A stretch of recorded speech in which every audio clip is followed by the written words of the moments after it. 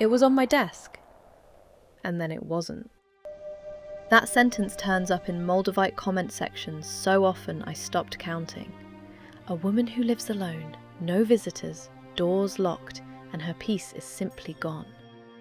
A man who carried his for 10 years finds it at the bottom of a pencil cup, one he'd emptied 100 times, and it surfaces the same week he'd started missing it again. Hundreds of these now, and they're strangers. They don't know each other, they're not copying each other, and the story keeps arriving in the same shape. So let's do something different. This is a chance to watch a belief being built. Not 1,000 years ago in a book, right now in front of us in a comment section. Stay to the end. The last part is where this stops being comfortable, and it's the part people argue about. Here's what the stories have in common, and there are a lot of them to sort. Almost always it's a single piece that goes, and it's the one they wore, or carried in a pocket, or kept on the nightstand. The amethyst stays, the rose quartz stays, and the Moldavite goes. Second thing, it usually comes back.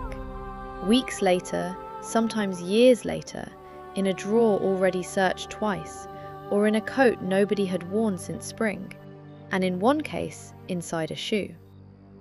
Third thing, and this is the one that gets me. People don't describe it as finding the stone. They describe it as the stone coming back, as in, it showed up the week they needed it. Fourth, and this took a while to notice. Almost nobody telling this story sounds frightened. Annoyed sometimes, amused often. The tone is closer to how you'd talk about a cat that wandered off, and that isn't nothing. So let's back up about 14.5 million years. Southern Germany, the Miocene. Something hits the ground hard enough to leave a crater 24 kilometers across. It's called the Nördlinger Ries, and you can still walk it. There's a town sitting inside it. An impact that size melts the ground it lands on. Sandstone, quartz, whatever happens to be lying there gets vaporized and flung upward as a superheated spray, glass in liquid form, thrown clear of the atmosphere at speeds I can't really hold in my head. And as it flies, it cools, so that hundreds of kilometers downrange it comes back down as green glass, already hard and still hot. And that's Moldavite. Ground that got thrown into the sky and landed somewhere else. Argon dating and fission track analysis both put it at 14.7 million years, give or take 300,000. It comes down in patches, and the patches have names. Southern Bohemia, Western Moravia, the Cheb Basin, Lowsitz over in Germany, and the Waldviertel in Austria. That's the whole of it, worldwide. Moldavite is the only European tektite there is. That list isn't ancient knowledge, handed down through the trade. One of those patches was only found in the 1990s. Between 1993 and 2007, somewhere between 2,500 and 3,000 Moldavites came out of the Cheb Basin over in Western Bohemia, and they came out fast. Before that, nobody had it on the map at all. Now it's the third richest source there is, behind South Bohemia and West Moravia. Sit with that timeline.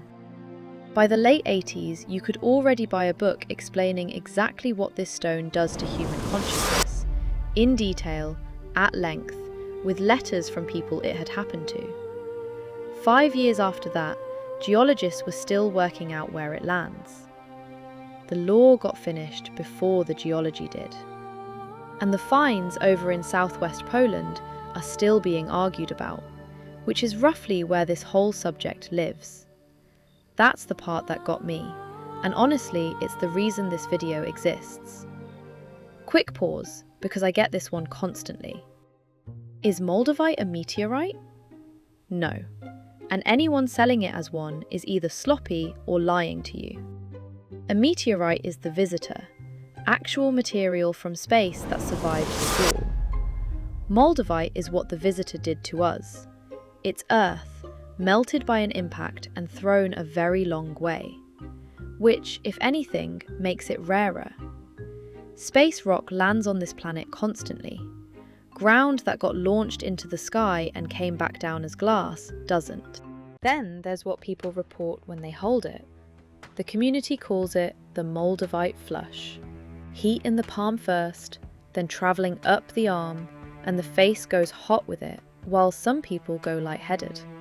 Some get a headache inside the hour and put the thing in a drawer for a month. Sellers love this, obviously, and a stone with side effects sells better than a stone without. But I've watched people who'd never heard the word pick up a piece, go quiet, and set it down again. And there's no tidy explanation for that. Now, where does all of this actually come from?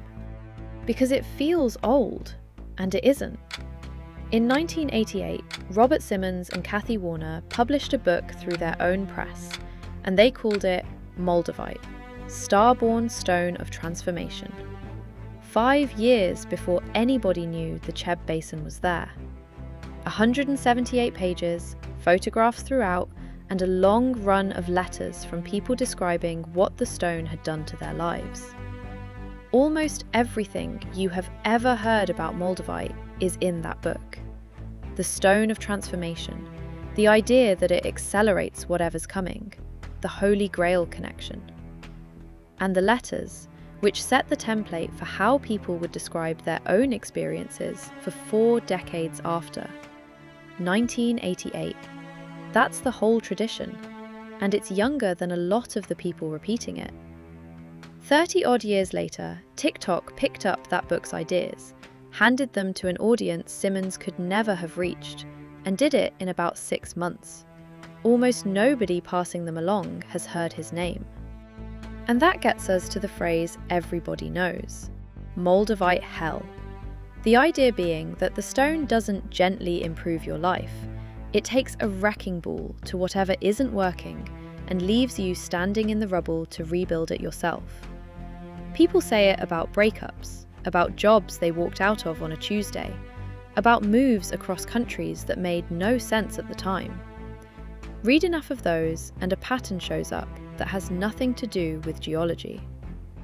People tend to buy this stone at the exact moment their life is already coming apart.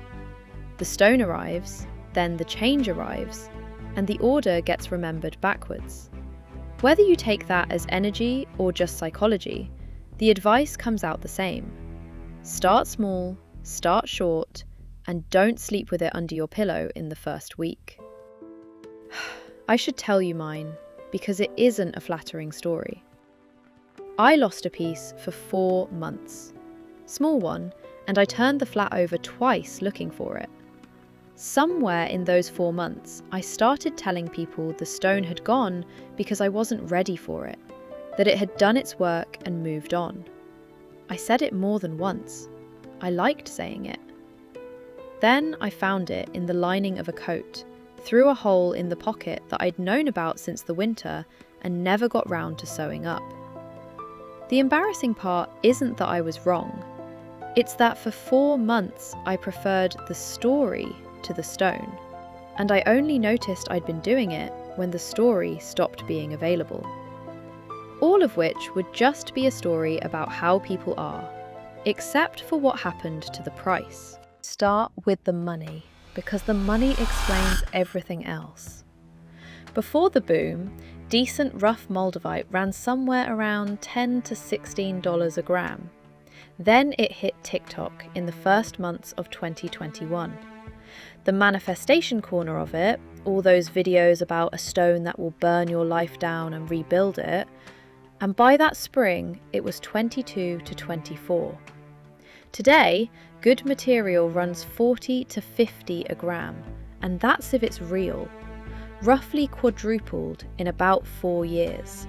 Call it tripled if you're strict about which grades you're comparing, but the shape of it is the same.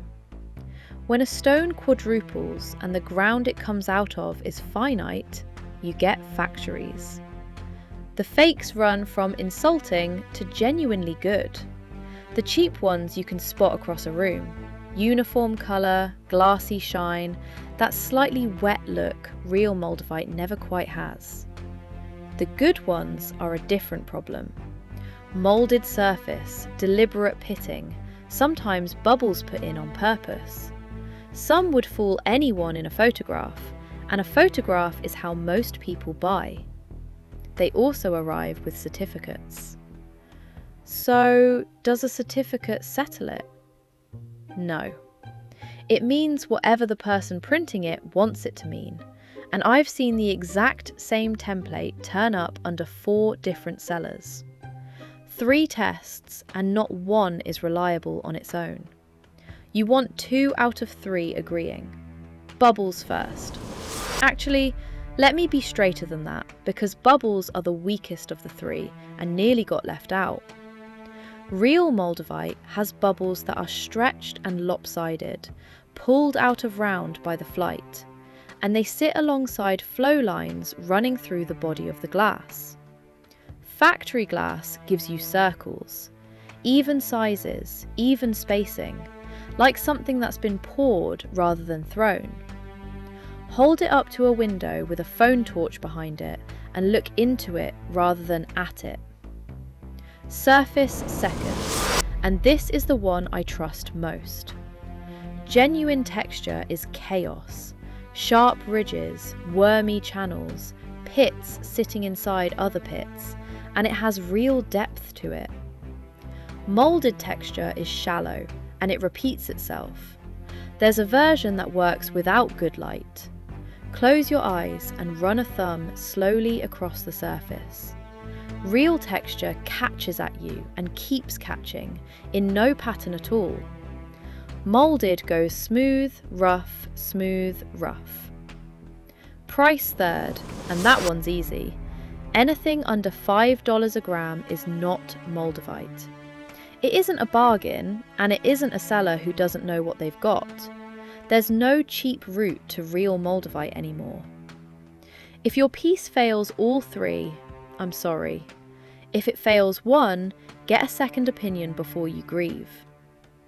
And the real material isn't uniform either.